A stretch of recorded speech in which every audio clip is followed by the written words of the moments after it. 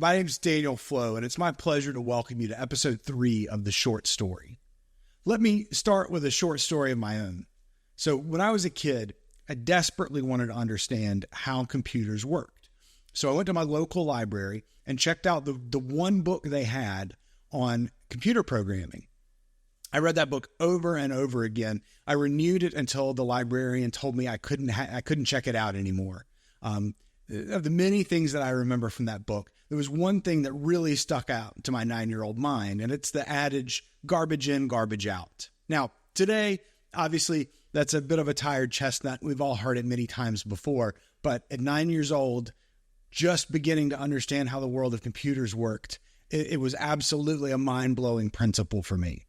So fast forward a few years, and that adage still holds true, but nowhere more so than in the context of corporate registries.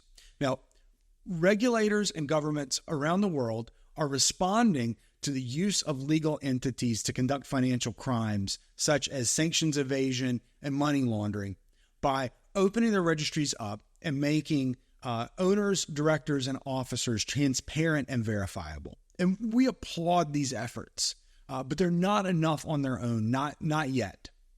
Because while these sources are official, the thresholds for entering data into a corporate registry is very low, and the steps taken to verify that data are also low and in some cases completely lacking, leading these sources to be official but not entirely authoritative.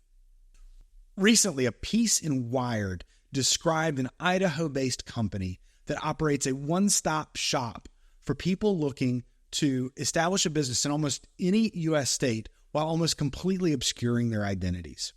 They have enabled hundreds of thousands of businesses to operate in the United States under a cloak of almost complete anonymity and privacy.